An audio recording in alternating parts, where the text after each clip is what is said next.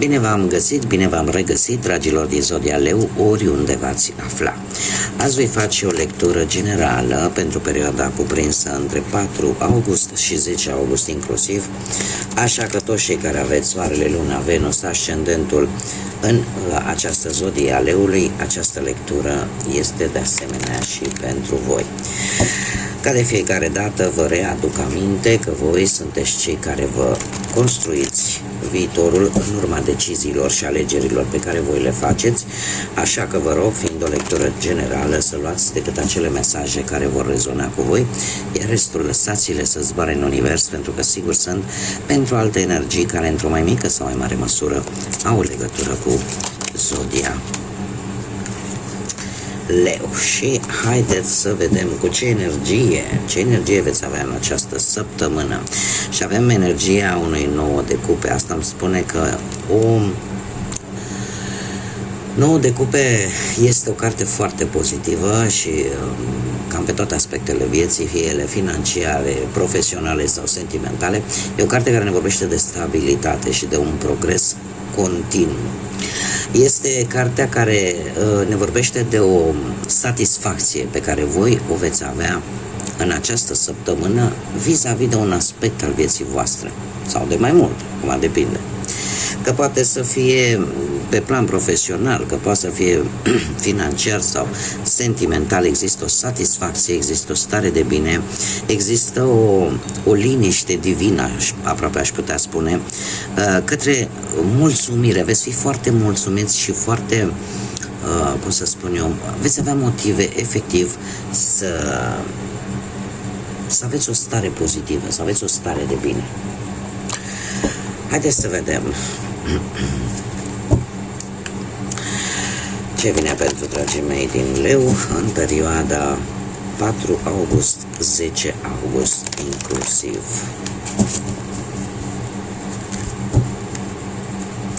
Și începem desigur cu planul profesional.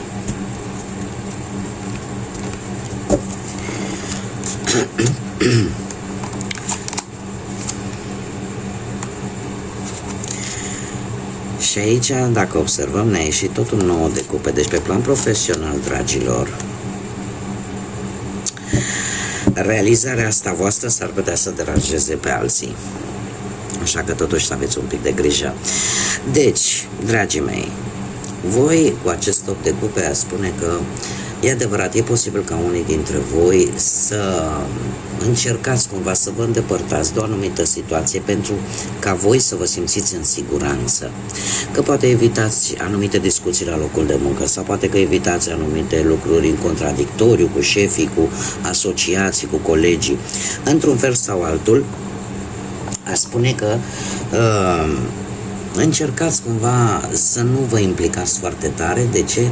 Există și o anumită decepție acolo, ceva care pe voi v-a cam deranjat și trebuie să vă spun că unii dintre voi, poate nu toată lumea, aveți în gând să lăsați un pic în urmă o anumită, ceva ce nu mai vă folosește și care are legătură cu viața voastră profesională, că e un job, că e o afacere, ceva care voi considerați că nu vă mai aduce mare lucru sau chiar nimic.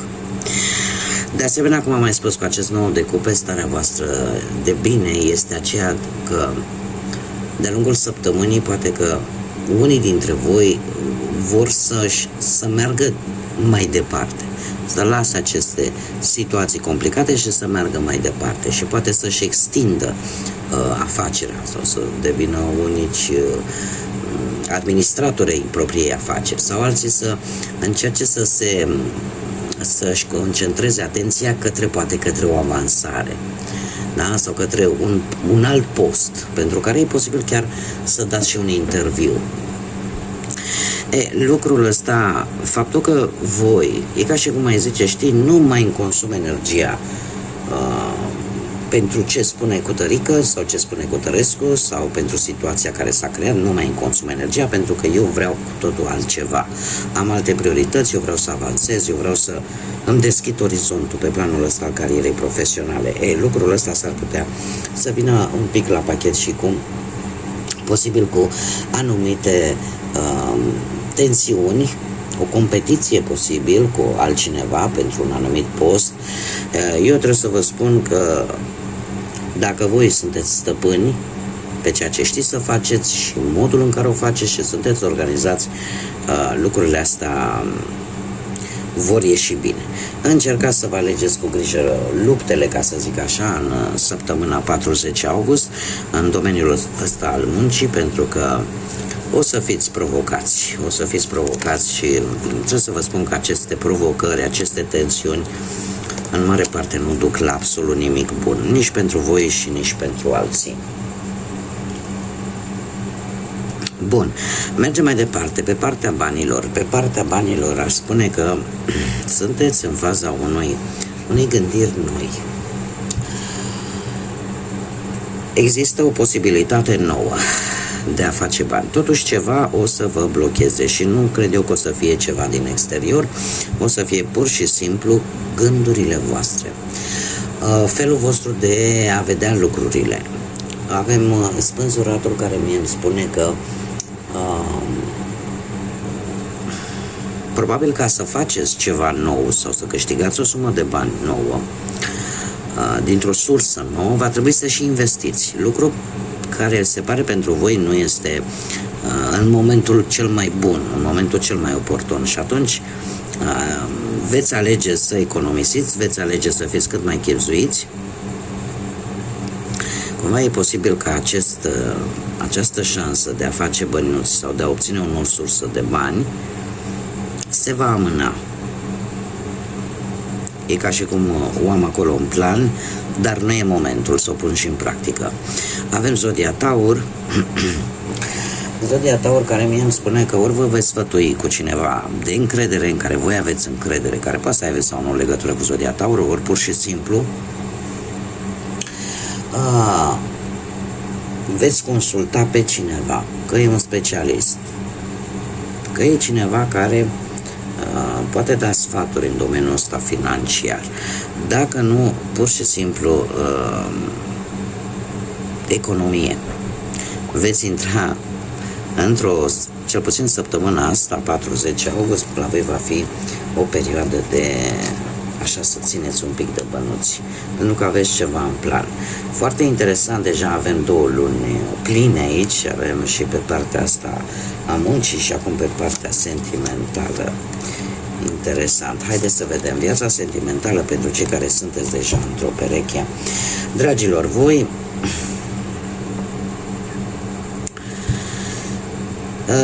avem, nu știu dacă Zodia Pești vă spune ceva.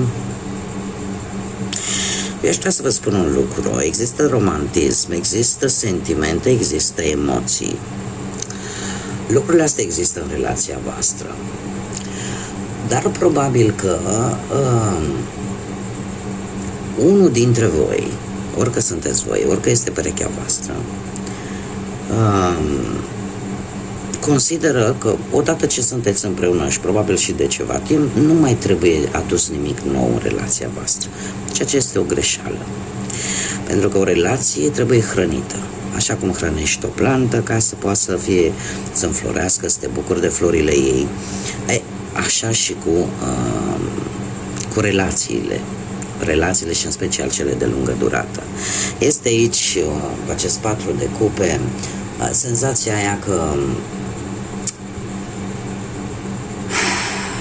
e posibil ca unul dintre voi să fie mai atent la propriile sale necesități și mai puțin la necesitățile celuilalt.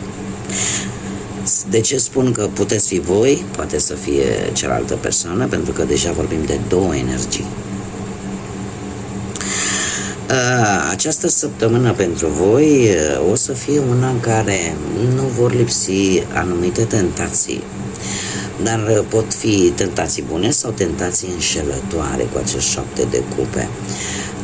Dacă este o relație la început de drum, atunci totul este firesc, este roz, este fascinant, sunteți toți cu capul în nord și totul este ok.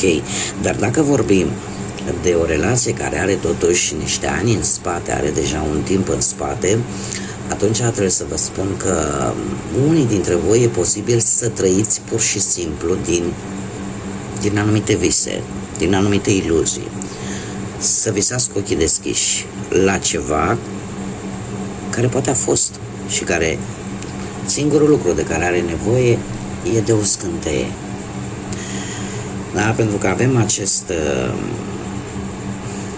acest patru de cupe care îmi vorbește de o ușoară siguranță de sine, relația e ok, suntem stabili, dar care trebuie hrănită din punct de vedere emoțional, sentimental. Faptul că avem luna aici, asta îmi spune că relația oarecum este într-un stadiu, e adevărat, m-am mai spus, există sentimente, există romantism, doar că câteodată nu e de ajuns. Trebuie și manifestat. Că degeaba știu eu în sufletul meu, eu îl iubesc pe cutărica, dar nu demonstrez sau nu arăt. Da?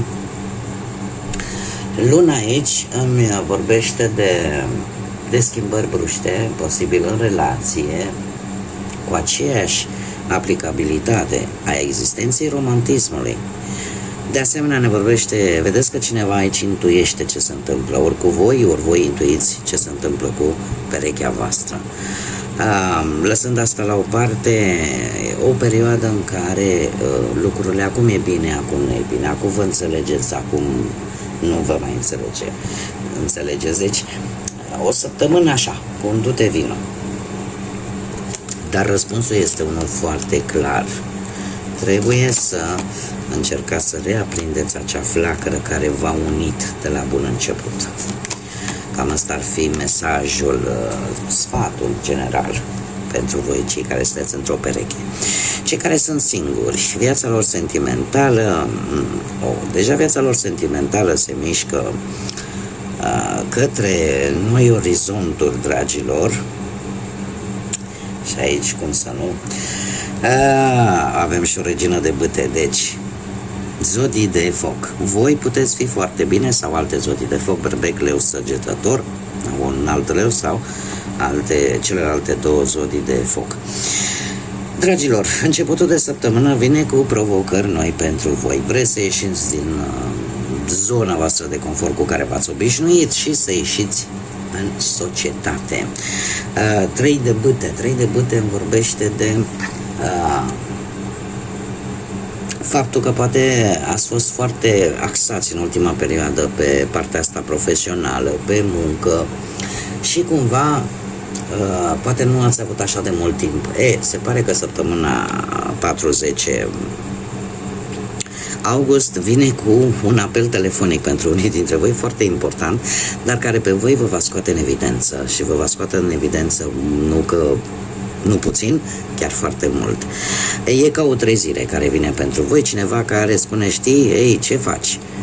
Există viață, una singură, trebuie să mâncăm din ea și să ne gândim să facem câte puțin din toate, și pe plan profesional și pe plan material, da, și pe plan emoțional, sentimental, da? Adică trebuie să te bucuri. Faptul că avem judecata asta îmi spune că va fi o reîncercare destul de sinceră, posibil, din partea cuiva din trecutul vostru, pentru a reîncepe din nou o relație. Vorba de niște vechi iubiri, iar asta poate să vină prin intermediul unui SMS, prin intermediul unui apel telefonic, da, cumva ceva care scoate sunet. Acum, sfârșitul de săptămână, dragilor, de asta v-am spus, voi veți străluci așa cum vă place, veți fi în centru atenției. Există șansa, într-adevăr, ori ca o prietenie să devină foarte valoroasă pentru voi, sau există șansa ca această prietenie să devină și o relație amoroasă. Trebuie să vă spun că în mare parte aveți succes, cel puțin în această săptămână, prin intermediul internetului sau la o întâlnire cu tentă artistică, cu scenă, cu, nu știu, un eveniment social, poate să fie. Că e o piesă de teatru, că e un concert, că e un eveniment social. Iar pe internet, ce să zic, Este o grămadă de site-uri în care puteți avea comunicări, dar veți ieși în evidență. Un mesaj din partea îngerilor pentru săptămâna 4-10 august și avem relație.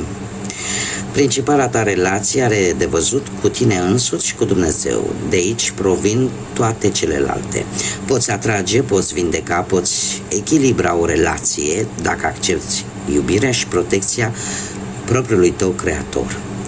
În momentul în care te simți sigur, sigură și profund iubit, iubită, celelalte relații vor prospera și se vor înfrumuseța. Clar ne vorbește de ideea de, în primul și în primul rând, ideea de a construi o relație sănătoasă, în primul rând cu voi, cu divinitatea pentru cei care țin totuși această credință, și în momentul în care tu te afli într-o armonie cu tine însuți, cu întreg universul, atunci se pare că vei atrage și mai mult prosperitate, echilibru, vindecare în propria ta viață.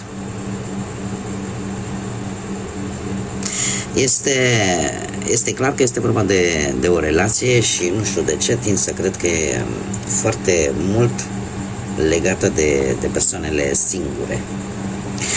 Bun, dragilor, cam atât am avut pentru voi. Știu că mulți dintre voi își vor celebra în această săptămână zilele de naștere, așa că eu vă doresc un la mulți ani sincer, să aveți parte de tot ce vă doriți, să fiți sănătoși și să vă bucurați de viață așa cum este ea, cu bune și cu rele.